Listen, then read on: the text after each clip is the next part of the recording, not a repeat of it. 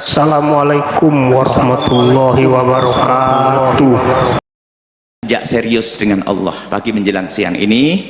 Sebentar lagi kita akan memasuki bulan diskon.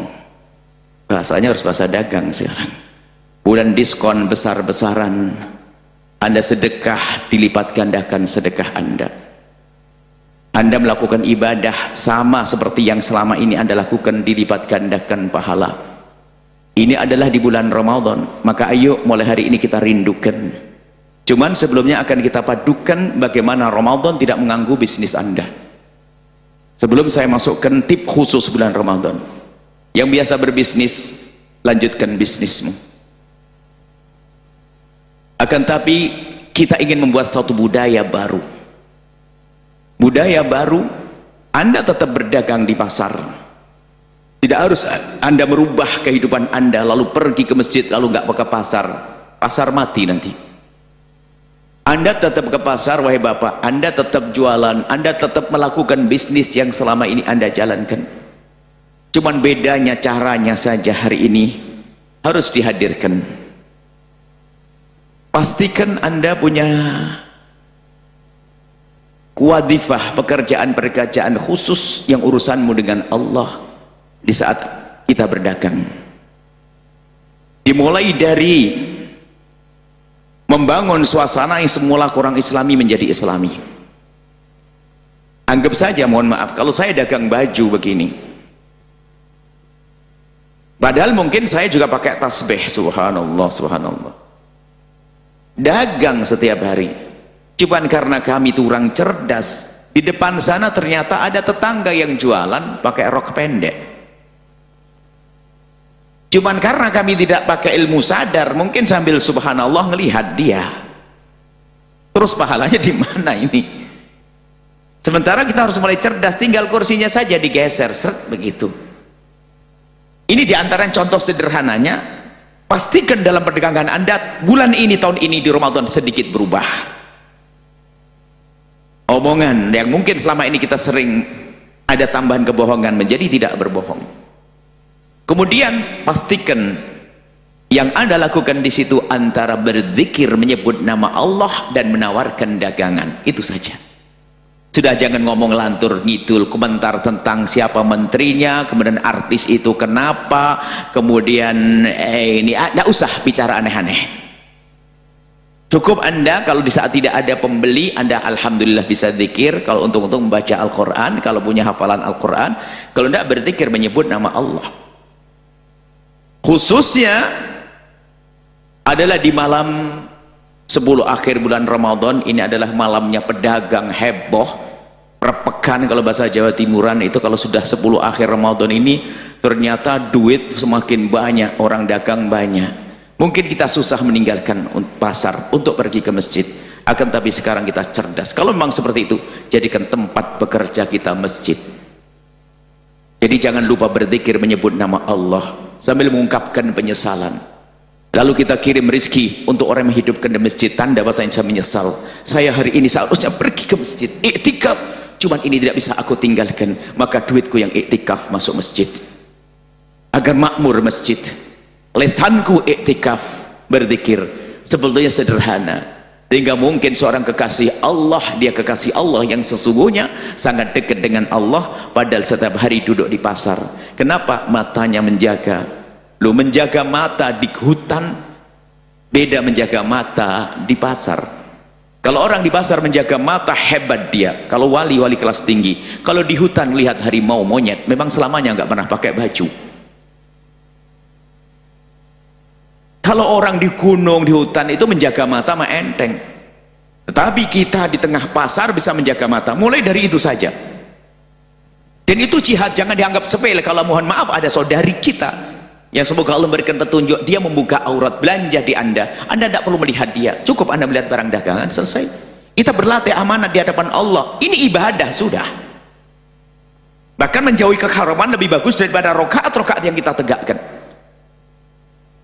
Menjauhi keharaman jauh lebih bagus daripada menjalankan kesunahan. Sebab kalau sunnah tidak kita kerjakan, kita tidak dosa, tapi keharaman dilakukan, kita dosa. Mulai dari mata kita, sederhana, yuk berlatih semuanya. berlatih selagi itu tidak boleh aku lihat, tidak boleh aku lihat, haram dan haram dan haram. Kemudian mulut kita, kan disebutkan puasanya bukan puasa dari lapar dan dahaga saja, mulut tidak mencaci, mulut tidak mengolok dan seterusnya. Dan kemudian juga ibadah di malam, sholat tarawih dan sebagainya, sholat malam Anda perbanyak. Makanya kami kasih tip, ini adalah biasanya, mohon maaf, yang suka mengganggu sholat tarawih itu adalah buka bersama. Kalau sudah buka bersama, ini biasanya tarawihnya bubar. Mau tarawih di tempat buka nanti pulang kemalaman, mau tarawih di rumah pasti sudah bubar. Makanya termasuk mungkin bekerja, kita kerja tatonya punya kerjaan, pulangnya jam 8 pasti selesai tarawih dan sebagainya. Kemudian kita banyak waktu nganggur, kita ingin bagaimana kita sekarang ingin menjadikan aktivitas kita menjadi ibadah. Baginda Nabi pernah melakukan sholat sunnah ala rahilatihi, di atas kendaraannya. Ini ilmu yang kami hadirkan. Tolong Anda biasakan punya air wudhu. Seandainya Anda harus buka bersama, dan ini bukan urusan buka, di setiap di Ramadan berbanyak ibadah. Jadi Anda kalau pagi habis sholat, habis berangkat pagi atau pulang, selagi waktu kita boleh melakukan sholat, Anda punya air wudhu di mobil Anda yang bagus itu, karena sudah ngikuti petunjuk dari Mas Ipo sampai akhirnya bisa beli mobil dan sebagainya. Jangan sampai mobil hanya dinaikin saja. Anda biasakan sebagai seorang wanita punya air wudhu di atas mobil. Kalau melakukan sholat sunnah, kiblatmu adalah arah kendaraanmu. Kalau kita mendengar orang sholat sehari 100 rakaat kayaknya bingung, 100 rakaat, ternyata bagi orang yang ngerti ilmu tidak. 30 menit, kalau Anda dari sini ke Bogor sehari ini jam begini sudah 1,5 jam, 2 jam. Itu kalau Anda sambil ngobrol sholat, bukan sholatnya sambil ngobrol berhenti sholat gitu loh, maksudnya Allahu Akbar, sholat, ngomong lagi, Anda 100 rakaat nggak kerasa kok. Makanya termasuk ilmu yang jarang dihadirkan adalah membiasakan kita melakukan sholat di atas kendaraan. Makanya kalau kita lagi buka bersama, tolonglah sholat isya-nya di tempat oke. Setelah sholat isya di tempat, pulang di atas mobil kita melakukan sholat. Ini dalam keadaan tertentu, bukan nanti setelah itu sengaja nggak mau terawih, pengen jalan-jalan aja, terawih di mobil, ini ngaco namanya. Gara-gara dapat ilmu dari Buya, sudah bang, sudah pergi aja yuk, nanti biar, wah ini nggak bener itu. Maksudnya kalau Anda lagi kerja, kalau pulang ke rumah nggak mungkin terawih sendiri, sebab biasanya setan itu pinter, kalau diajak nanti terawih di rumah aja yang itu ngomongnya, iya yang pakai yang kan lagi setan dia. Sampai di rumah katanya apa? Yang nanti aja sebelum sahur ya yang ya, iya yang pakai yang. Tatonya sahur buru-buru, aduh bang nggak ngejar yang, iya yang nggak ngejar nih, akhirnya nggak terawih juga, kan begitu? Ini jadi nggak paham. Setan disiasati enggak di atas kendaraan. Ternyata sholat 20 rakaat itu cuma 30 menit saja.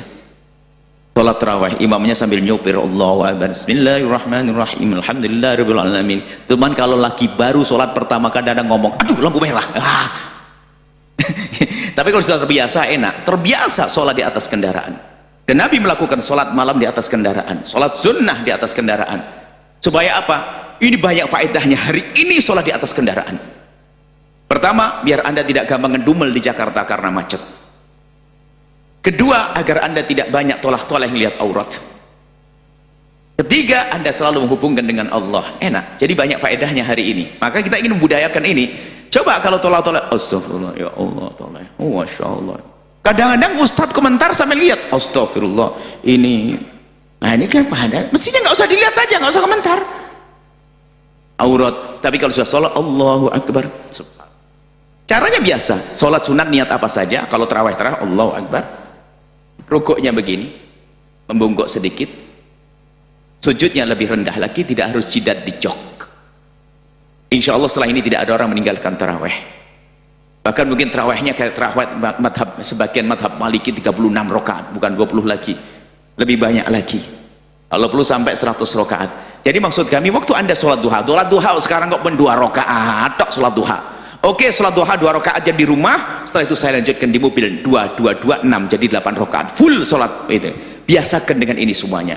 Kemudian apa? Kalau Anda biasa dengan sholat di atas kendaraan, pasti Anda biasa dengan menjaga wudhu Anda. Ibu sholatnya nggak usah pakai mukena, pakai begini sudah susah. Tinggal kalau kelihatan kakinya, tinggal pinjam sarung suami, dilipat di situ beres, atau kaos kaki. Sudah jadi indah. Orang beribadah tuh gampang kalau punya ilmu. Kalau sudah di pasar tidak harus Anda pakai sajadah, dihampar plastik pun sah. Yang jualan nasi jamblang daun jati ibaratnya, itu bisa. Jadi mohon dipermudah ibadah, apalagi di bulan Ramadan. Makanya beribadah di bulan Ramadan jangan Anda ikat dengan sebuah tempat dan dengan sebuah cara. Akhirnya apa? Seorang maunya sholat hanya di musolanya, ternyata musolanya adalah tempat yang paling tidak enak, paling pojok, panas, pengap, nggak pernah dilihat, bocor lagi. Siapa mau sholat di situ? Biasakan musola kan dientengin, kamar yang mewah istimewa, musolanya adalah musolanya.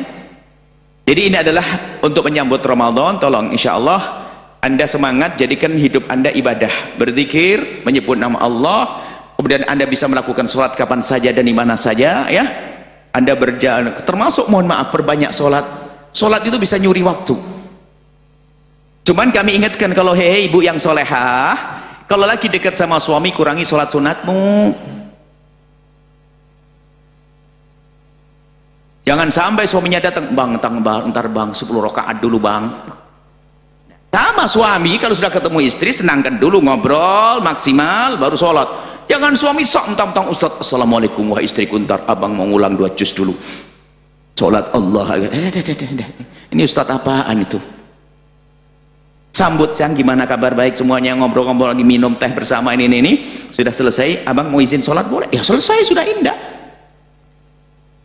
Biarpun di rumah sudah nggak sholat lagi, tadi di jalan sudah banyak sholat, tinggal mesra dengan istri. Di dolan bengong, di dolan main handphone, di jalan main handphone, sampai di rumah izin sama istrinya, abang mau sholat dulu. Ada. Ini Ustadz Gombal nih. Ini biasa indah di rumah, ya rumah. Istri tolong pahami nih. Jangan-jangan di rumah nanti ngaji dulu ntar. Suaminya kangen banget, ntar bang, sekalian bang, 1 juz lagi. Tiduran suamimu. Jadi ternyata kalau orang pandai ngerti ilmu beribadah, sholatnya bisa targetnya sehari mungkin 100 rakaat dia. Sholawatnya banyak, sama anak bisa main, sama istri bisa mesra, sama suami. Karena apa? Karena memang dia ngerti ilmunya. Jadi sholat di atas kendaraan ini sepanjang jalan akan jadi saksi bagi Anda. Cuman kalau sholat fardu memang harus menghadap ke kiblat. Tapi kan tadi kami sampaikan sholat fardunya di tempat, baru Anda lanjutkan di perjalanan. Sama misalnya Anda keburu sholat ba'diyah sholat di perjalanan, sholat kosor kan pengen cepat buru-buru, Anda tetap punya wudhu di atas kendaraan, Anda sempurnakan qobliyah dan ba'diyah. Qobliyah bisa dilakukan setelah, rupanya sholat subuh berjamaah di masjid, belum sholat qobliyah subuh, Anda di perjalanan, qobliyah subuhnya boleh Anda lakukan setelah sholat subuh, nggak usah pusing, nggak ada yang mengatakan tidak boleh, dan Nabi pernah melakukannya. Jadi seperti itu ya. Ini adalah gambaran Ramadan. Harus Ramadan Anda pandai-pandai menjadikan tempat Anda tempat ibadah.